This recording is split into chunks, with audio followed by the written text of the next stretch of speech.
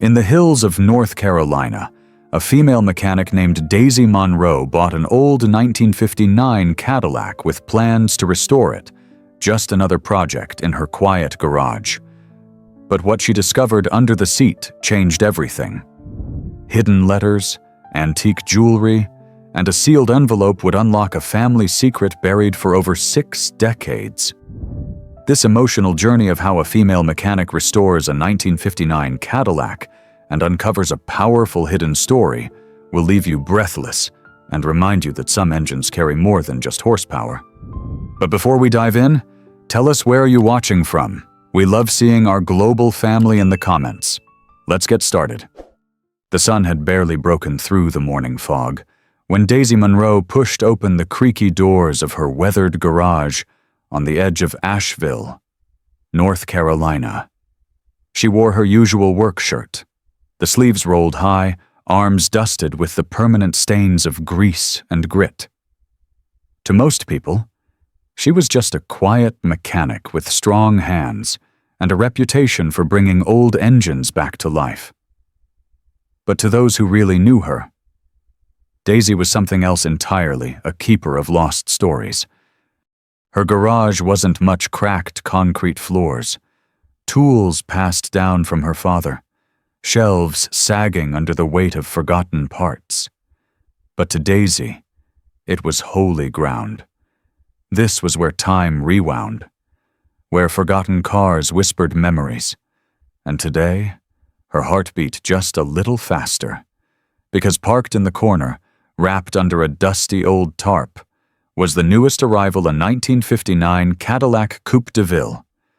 Paint faded, tires sunken, chrome dulled by decades of silence. She didn't know much about the car's past, only that it had been sitting in a field behind a farmhouse, untouched for over 50 years. The estate had gone up for auction after the last owner, a reclusive older man, passed away with no known family. Most bidders ignored the Cadillac, calling it scrap metal. But when Daisy saw it, even from across the auction yard, something inside her stirred. She bid with every dollar she had, her savings, her cushion, gone in one afternoon. It was reckless, emotional, but in her gut, she knew she wasn't buying a car. She was answering a call. The moment she laid eyes on it, Daisy knew this wasn't just another project. This was a calling. It was just past noon when Daisy finally pulled the tarp off the Cadillac. Dust exploded into the air, dancing in golden shafts of sunlight leaking through the garage window. The car looked like it had been pulled from the bottom of a dream or a memory. Its once glorious black paint had long since faded to charcoal gray. Chrome that had probably once gleamed like starlight was now dulled, flaked, and worn. But even in decay, it had presence, a long, proud frame, tail fins like wings. It looked like something that still remembered what it meant to be admired. Daisy stood silently for a while, hands on her hips, just studying it. There was something haunting about the silence in the garage that day. Something thick in the air. Like the car was waiting. She began the teardown slowly, popped the hood, checked the engine bay, a nest of rusted bolts, dried up hoses, grime so thick it was hard to tell what was engine and what was time. She wasn't surprised. After all, the Cadillac had been sitting in a field for half a century. But Daisy didn't flinch. This was what she did. Resurrections. What surprised her, though, was what happened when she slid inside. The moment her weight hit the driver's seat, something didn't feel right. Instead of that familiar broken spring sag she expected, there was resistance, hard, unmoving, like the seat had been filled with stone. She shifted, pressed down again, still firm. Her brow furrowed. That was odd. She got out and walked around to the passenger side, running her fingers along the cracked leather bench. It was torn at the seams in a few places, stuffing peeking through like exposed bone. She tried sliding it forward, but the seat wouldn't budge. "Don't be stubborn now," she muttered. She grabbed her flashlight and peered underneath, expecting years of mouse nests, maybe an old wrench or two left behind by a previous owner. But there was something else, something she couldn't quite see. She leaned back and grabbed her pry bar. What came next was an hour of sweat and stubborn bolts that refused to give. The seat had been fastened down unusually tight, not just by rust, but almost like someone didn't want it to be removed. Daisy, now on her knees with grease on her face, gritted her teeth and kept at it. One bolt, then another. They groaned as they turned, as if the car itself was protesting. And then with a sharp metallic crack, the seat lurched. Daisy jumped back, heart pounding. For a moment she just stared, her breath visible in the cold of the garage. Then, slowly, she reached forward and slid the seat away from its base. There, hidden in a hollow cavity beneath, was a shape she hadn't expected. A satchel, worn, leather, the kind that might have once belonged to a traveling salesman or a wartime courier. Its buckles were green with age, and it reeked of mildew, dust, and history. She reached out and touched it. The leather was still soft, almost too soft, as though time had barely touched it. Her fingers trembled. Pulling it out gently, she placed it on her workbench. The weight was heavier than she expected.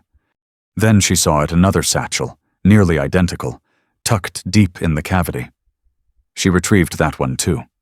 Now she stood over the bench, the two leather bags side by side in the fluorescent light, their shadows stretching long across the oil-stained floor.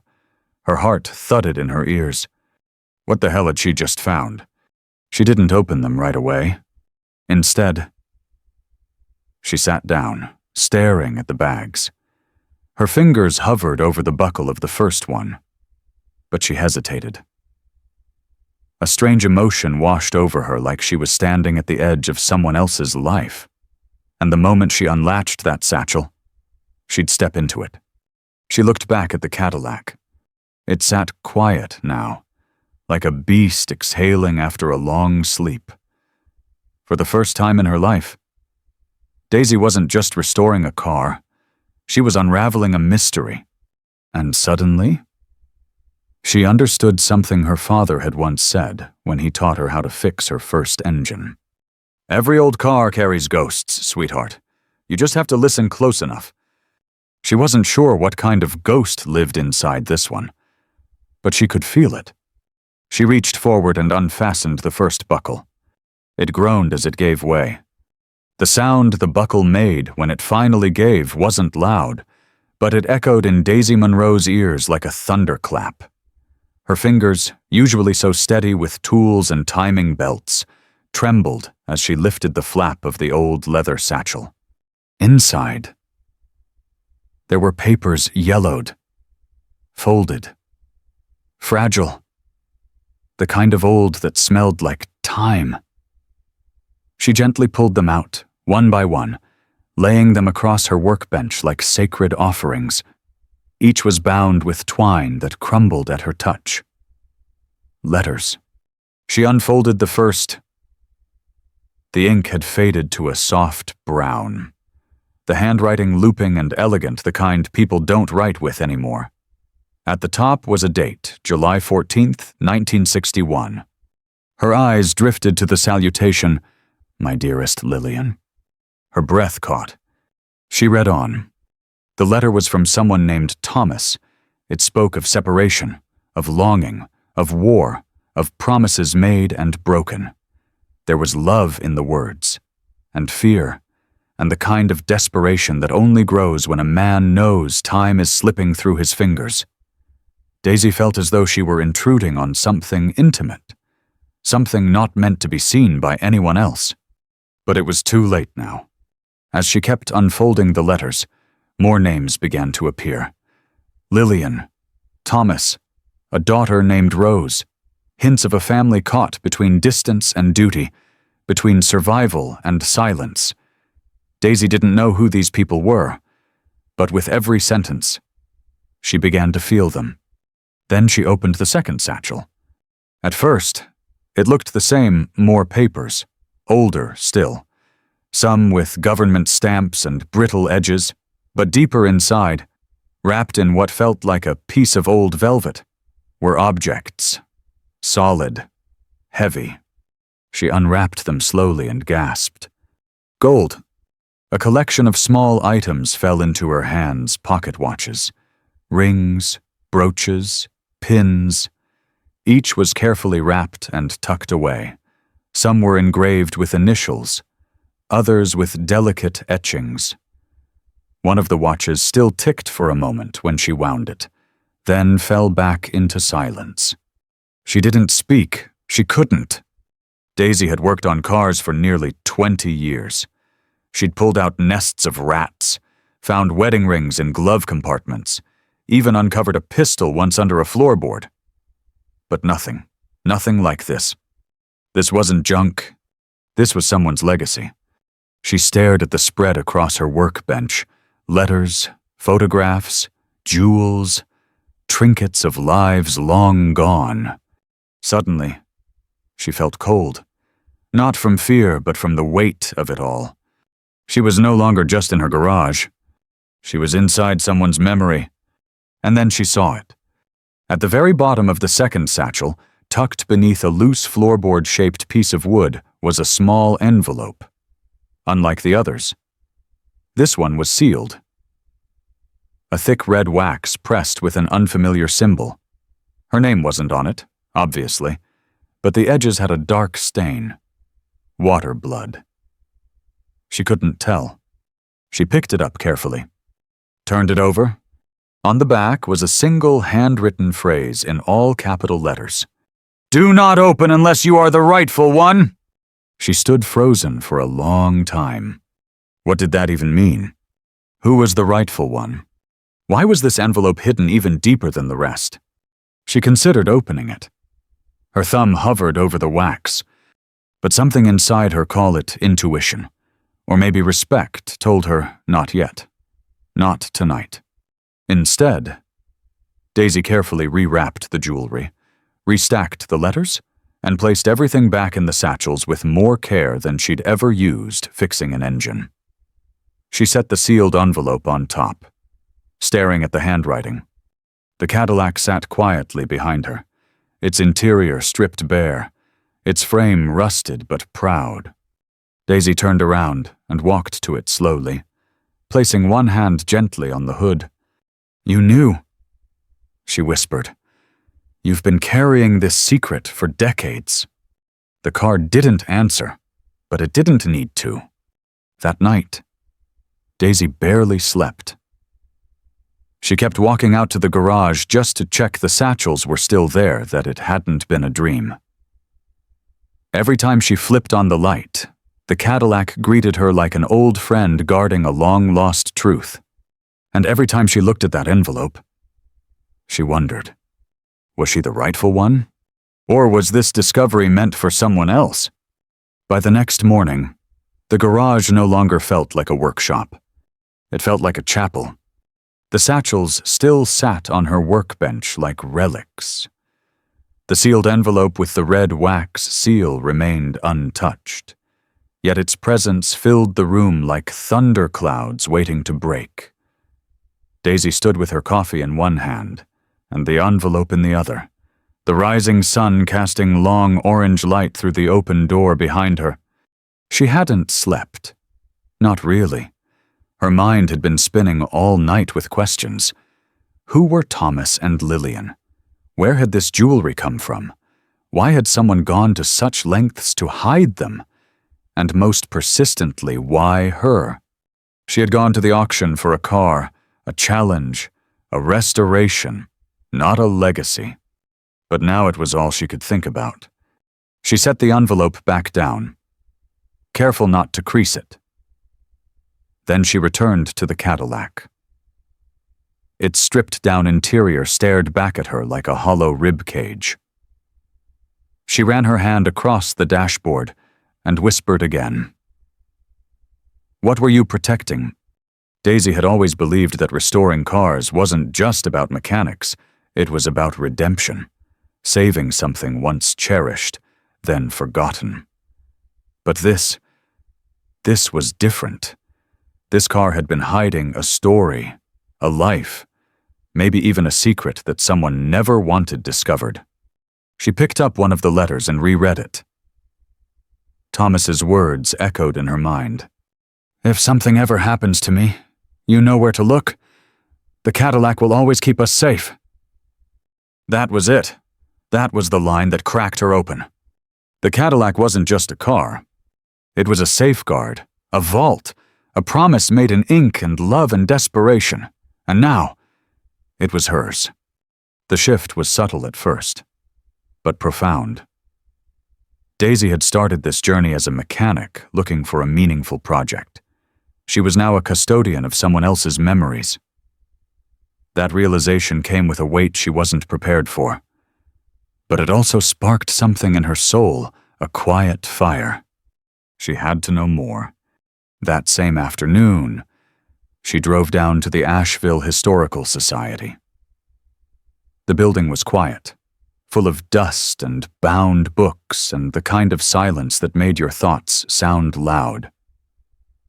A librarian with thick glasses and kind eyes helped her pull property records, census listings, and newspaper clippings. Hours passed like minutes. Then, in an old city directory from 1962, she found it. Thomas H. Whitmore, watchmaker, 28 Grove Street. She froze. She remembered one of the receipts in the satchel, a purchase order from Whitmore's fine timepieces dated the same year. Her heart kicked in her chest. She flipped further through the microfilm. Her fingers stained with ink. More ads. More listings. A marriage notice between Thomas Whitmore and Lillian Mae Grant, 1955. A birth notice for Rose Whitmore, 1957. It was them. They were real. They had lived here. But then, silence. The trail ended abruptly in 1963. No more listings. No death notices. No moving records. Nothing. It was as if they had vanished. She left the library with photocopies in hand and questions flooding her mind. Why had they disappeared? What had happened to the store?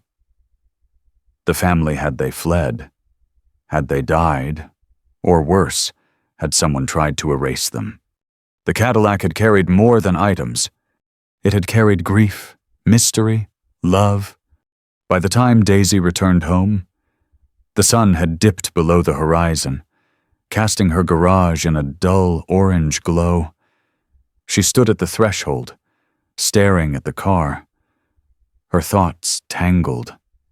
She realized something she hadn't admitted to herself before. This was no longer just their story. It was hers too. Because in that Cadillac, she saw her own father, the one who used to tinker with old Fords after long shifts at the mill. She saw the handwritten notes he left in the margins of manuals, the way he spoke to engines like they were people, the way he taught her not just how to fix, but how to listen. And now she was listening. She walked to the workbench, sat down, lit a small lamp, and for the first time, she picked up the sealed envelope. Her thumb pressed against the wax. She still wasn't sure what the rightful one meant, but somehow, in her bones, she knew. She had been chosen not by accident, but by something greater. And when she finally opened it, everything changed. The wax seal cracked like dry bark as Daisy gently broke it open. Inside the envelope, folded in thirds and yellowing at the edges, was a letter not handwritten like the others, but typed on a typewriter, each key press slightly misaligned, like the hands behind them were trembling. It began simply, "To the one who finds this, I hope you're kind." Daisy paused. Her breath caught. She read on. "My name is Thomas H. Whitmore. If you are reading this, you found what I could not protect in my time. and that likely means I am gone." She swallowed hard. "This Cadillac, this car is not just steel and chrome. It is the vault I could afford when the world took away everything else. In 1961, our family store was robbed. Twice. The banks wouldn't insure us anymore. And when the threats started, I knew I had to act. So I took what was left of our lives, the heirlooms, the wedding rings, the letters I couldn't bear to burn, and I sealed them beneath the seat of the only thing I still trusted. My car." Daisy wiped her eyes. "I don't know who you are, but if you're holding this letter, you were meant to. I have one request: find my family. Tell them we were never running. We were protecting what we loved."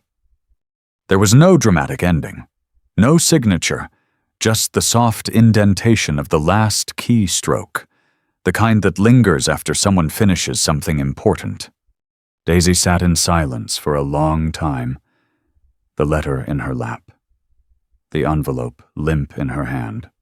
She understood now. This wasn't just about uncovering a hidden story. This was a mission. The contents of those satchels weren't meant to be sold. They weren't for display. They were messages in bottles, set adrift in time, and now she was the one who'd pulled them from the tide. She couldn't stop now. The very next day, Daisy cleared the front desk of her garage and turned it into a command center.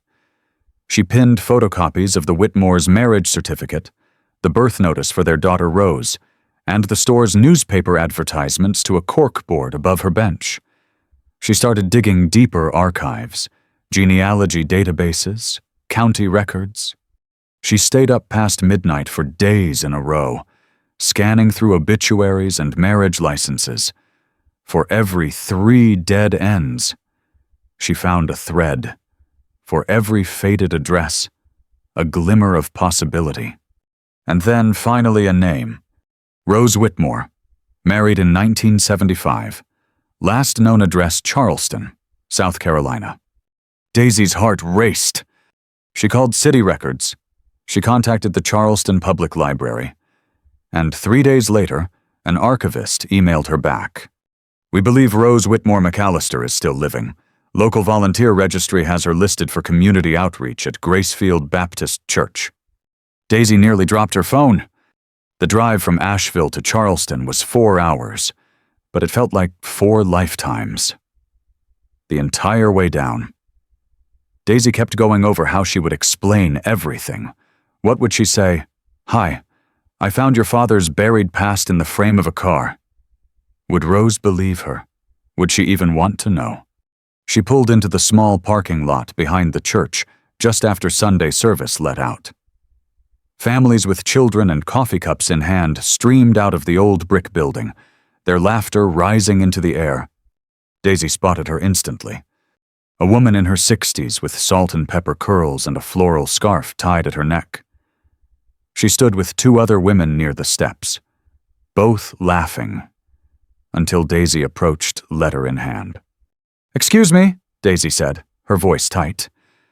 "Are you Rose?" The woman turned, her eyes sharp but warm. "Yes." Daisy held out the envelope, the original one, with the cracked wax still clinging to its flap. "I believe this belonged to your father." Rose's smile fell. Her eyes narrowed slightly in confusion.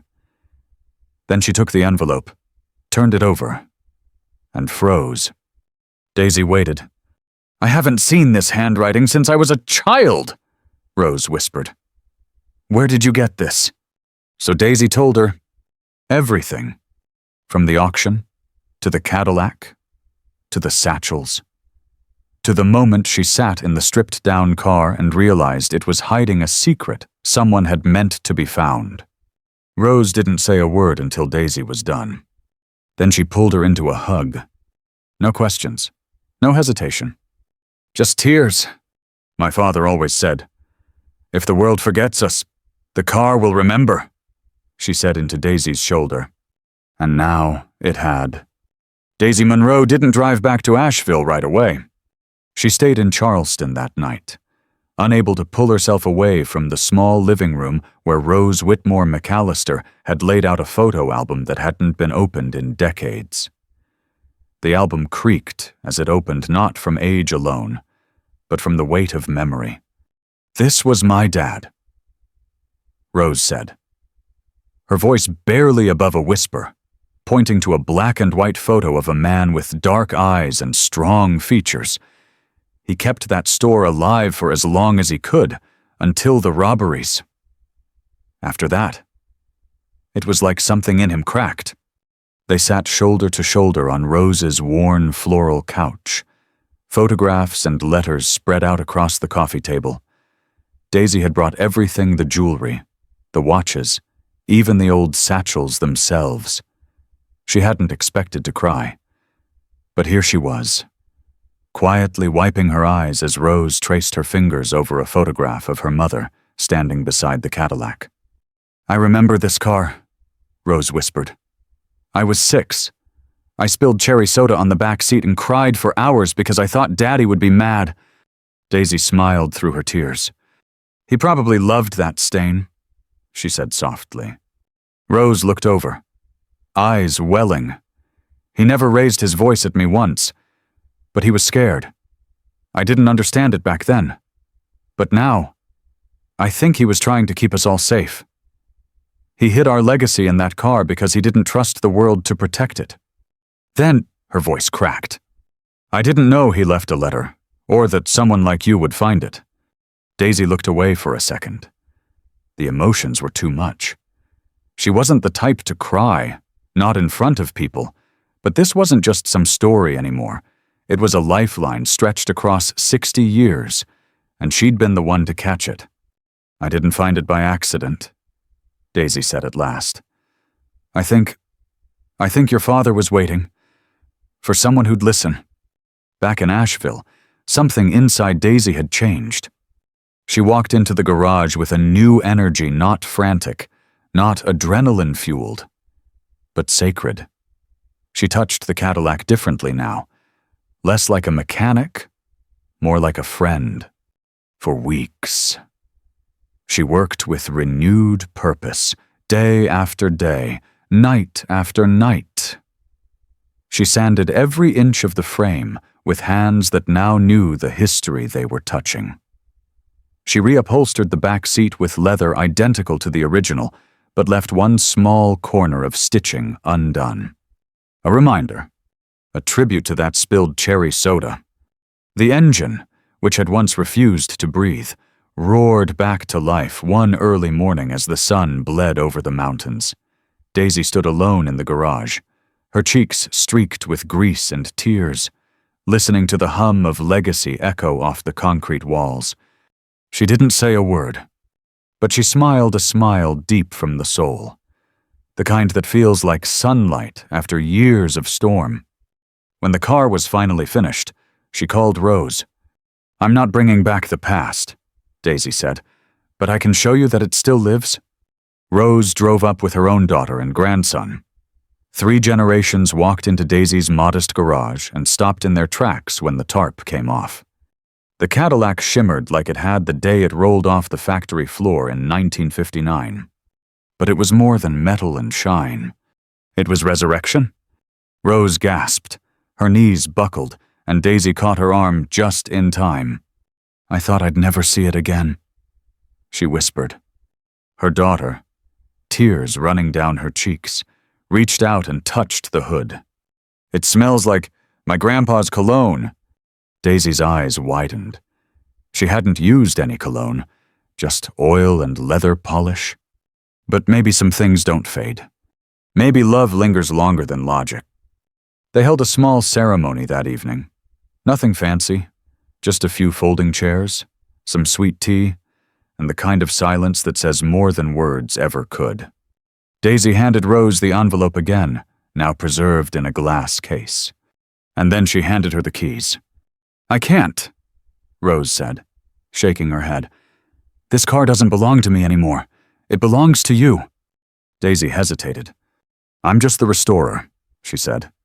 "No," Rose replied, pressing the keys back into her hand. "You're the keeper, the kind of person my father was hoping for." Tears streamed down Daisy's face. She didn't fight them this time.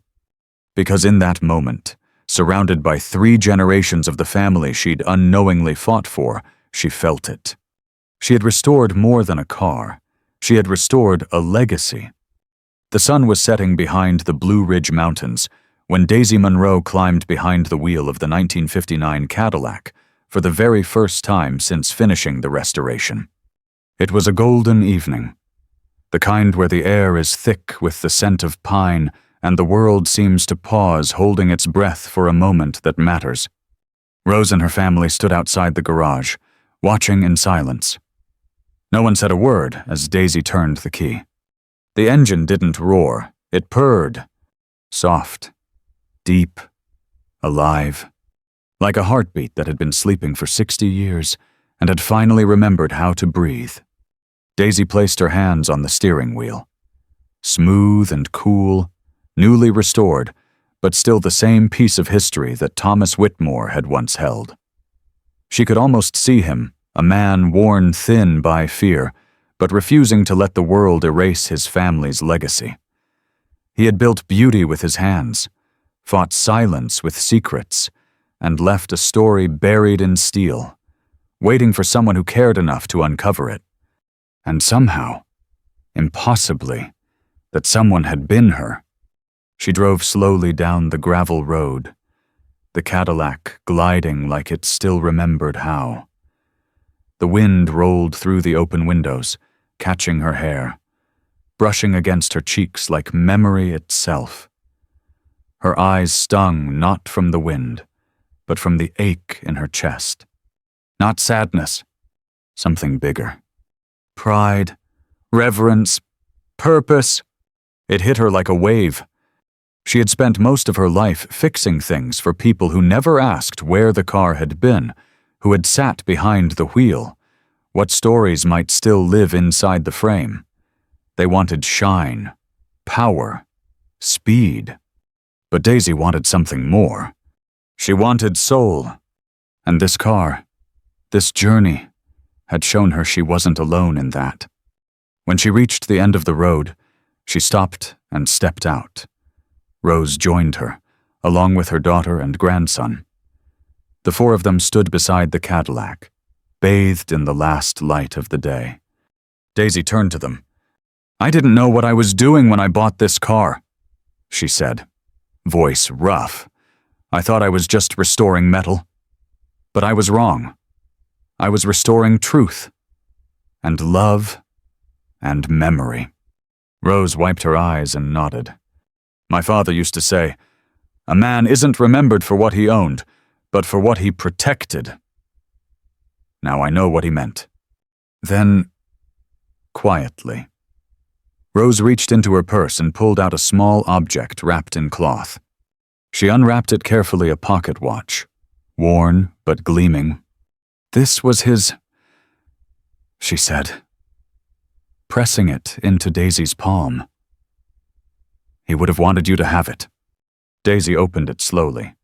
Inside the cover, engraved in delicate cursive, were the words, "Time never forgets."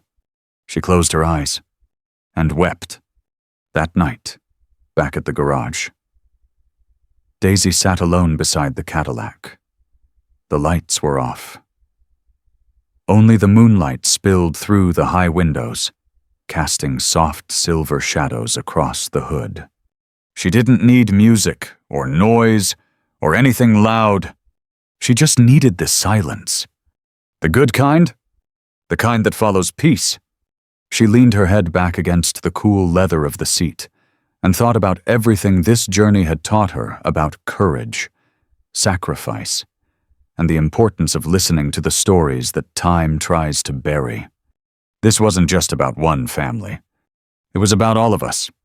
How easily we forget that ordinary people, mechanics, jewelers, mothers, soldiers carry the weight of history in quiet ways.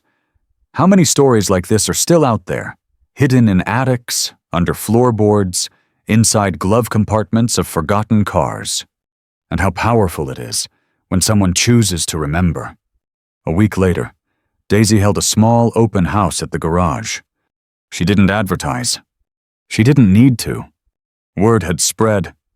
Not just about the car, but about the story. People came, some with curiosity, others with reverence. Elderly neighbors brought black and white photos of their own fathers in front of old Chevys. Veterans quietly wiped away tears. A young girl stood in awe, tracing the Cadillac's tail fin with her finger like it was magic. Daisy spoke softly. She told the story not as a hero, but as a witness, a bridge, someone who had been chosen not because she was special, but because she listened. And when it was over, she said something she hadn't planned to say.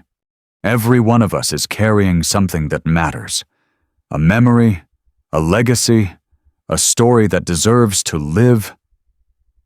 Sometimes, all it takes is the right person to open the door and let it breathe again. That night, as Daisy closed the garage door and locked it behind her, she turned back for one last look. The Cadillac sat in stillness, bathed in shadows. But in her eyes, it gleamed brighter than ever. A vessel of memory, a monument to love, a testament to what happens when one woman dares to follow the whispers of history and honor them with her hands. And somewhere deep inside her, Daisy knew she would never be the same again. Anyone can uncover history if they're willing to get their hands dirty and listen closely enough. As the last light faded behind the hills of Asheville, Daisy Monroe stood beside the Cadillac, not to admire her work, but to imagine how many other stories the world had forgotten. The mechanic once told she'd never amount to more than oil, and bolts had become the keeper of a legacy no one else even knew existed. Because for Daisy and for those who'll come after her, some engines carry more than horsepower. They carry hearts, and every story, no matter how long buried, deserves the chance to run again. The end? Up next, 2 more stories that prove the past is never truly gone. Click to keep remembering with us and hit subscribe if you believe some things are worth uncovering.